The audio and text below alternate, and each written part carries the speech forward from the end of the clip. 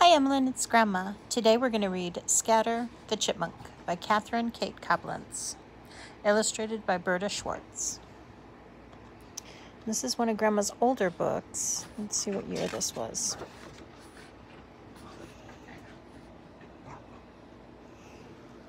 For a long time, Scatter stayed in his nice warm home. One day his mother called his baby chipmunks from the nest. She told them of the dangers of life, and especially the old gray cat. Scatter had many adventures, faced dangers, and finally found a safer home. A little girl helped him.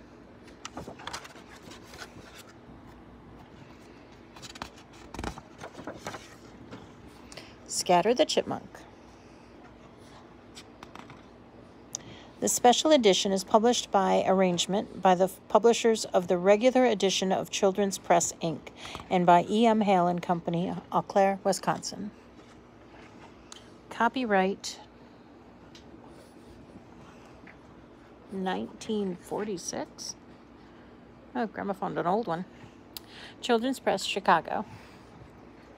This is older than Grandpa, and not many things are older than Grandpa. Okay. Scatter was the baby chipmunk family. For a long time, he stayed in his underground bedroom. He was so comfortable.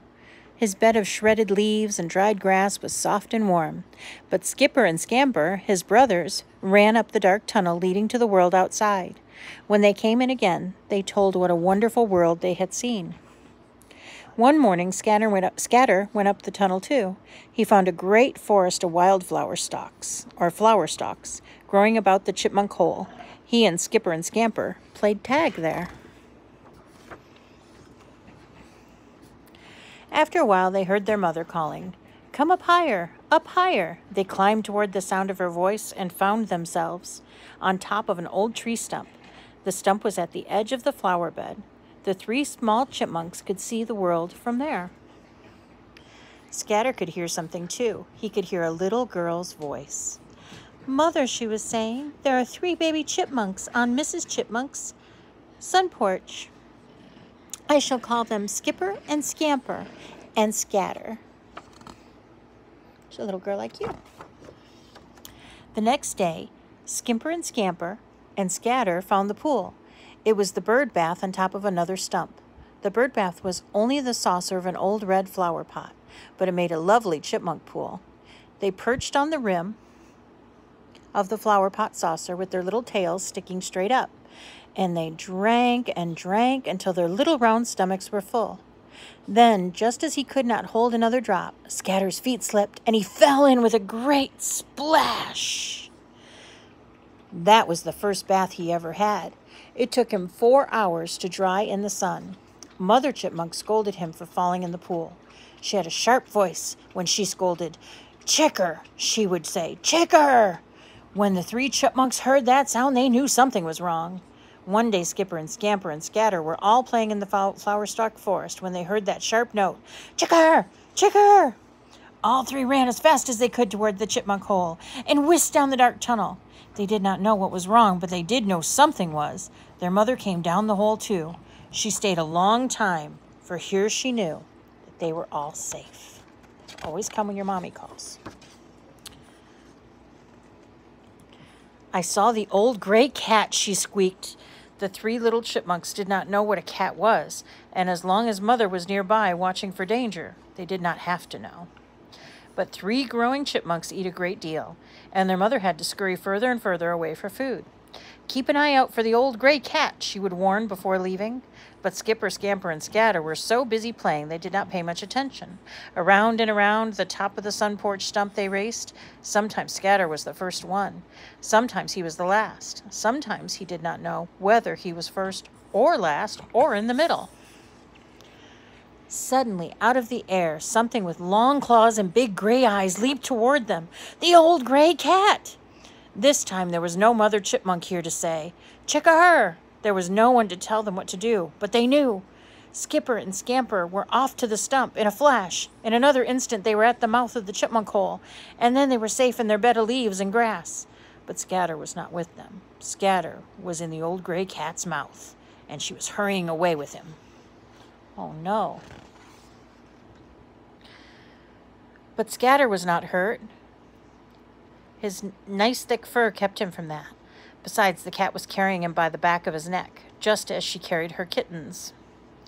"You are a bad old cat," came the sound of the little girl's voice, and her words the cat ran faster. The little girl was chasing her. The cat ran into the cabbage bed and hid there. "Now," thought the cat, "I shall put this furry creature down and play with it a bit." And she dropped the chipmunk to the ground. The minute Scatter touched the ground, he was gone, and the little girl saw him go and clapped her hands softly. "He's safe," she whispered to herself. "He's safe."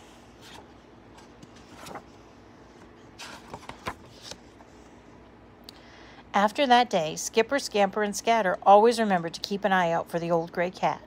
The little girl helped, too. She put a chicken wire fence around the flower bed. It went around the sun porch stump and around the flower saucer stump, too. Between these stumps was the chipmunk hole. The chipmunks could run in and out throughout the chicken wire, but the old gray cat had to jump over it. That took longer. By the time the cat was over, the chipmunks were safe.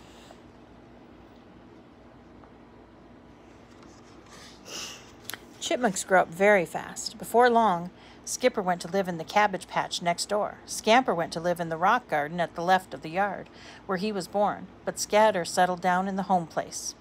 Mother Chipmunk went to live in the park beyond the backyards. The three young chipmunks could hear her in the morning. "Luck," she would call. "Luck, luck," over and over. "Luck, luck, luck." Scatter thought he was very lucky. He had this flower pot saucer to drink from. He had the sun porch, and he had the chicken wire fence all around. Soon, Skipper and Scamper began hurrying from their homes to the park. Scatter began going too.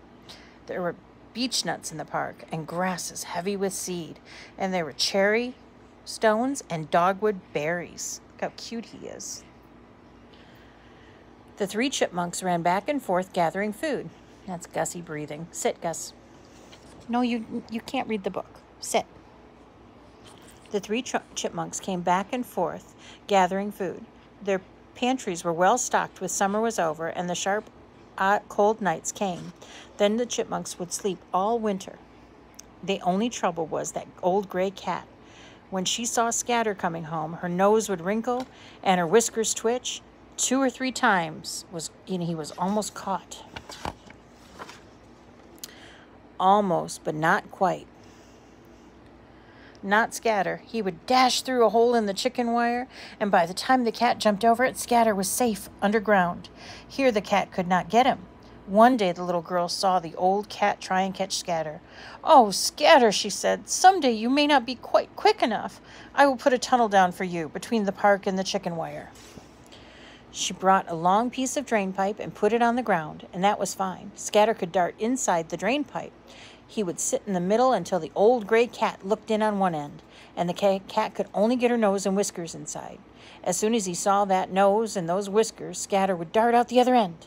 And it was fun for Scatter, but it made the old gray cat just furiously mad. Then one day something happened, which was not fun for Scatter. Not fun at all. The old gray cat brought her kittens with her, and there were 6 of them. 6! She made them hide in the long grasses near the drain pipe. After a time, Scatter came running in front of the park. Scatter did not see the kittens, but he smelled something cattish. So in the nearest end of the drain pipe, he flashed and sat down in the middle. Now he thought, "I'm quite safe." He looked at one end and then the other for the old gray cat's nose and whiskers, and there was nothing to be seen. But Scatter heard things scrambling and scratching and tumbling over the pipe. There were excited little sounds. Mew, mew, mew.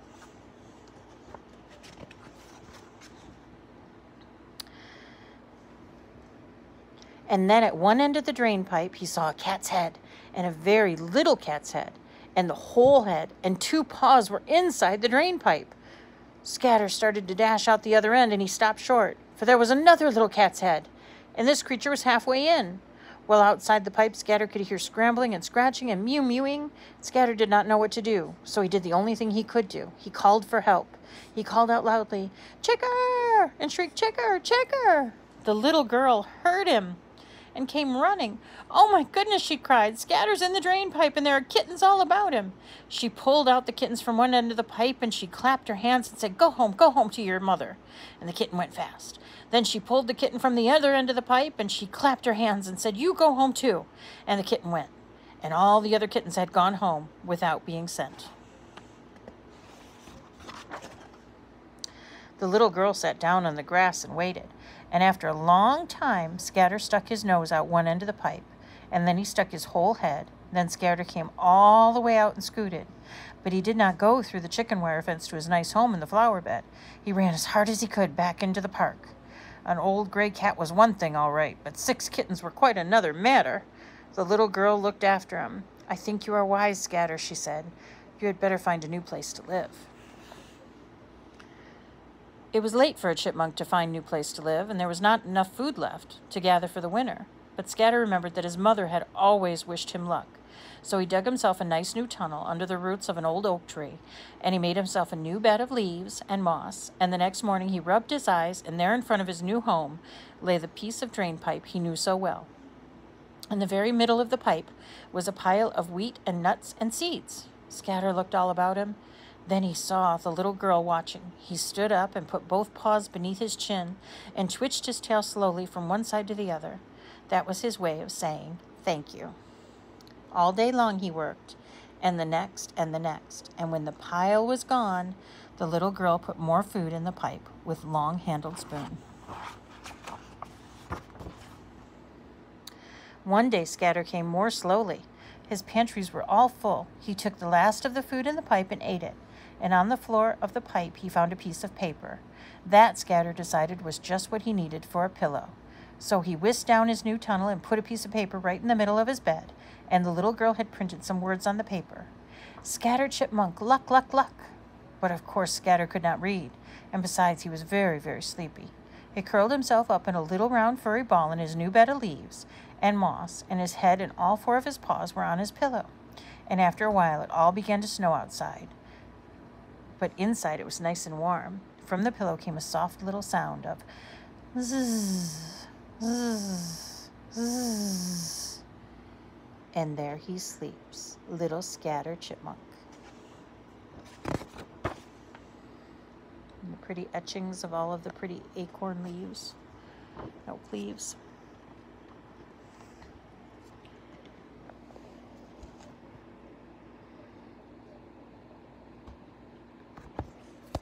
Very cute. Scatter the Chipmunk by Cate Coblentz, 1946. Love you, Emmeline, from Grandma.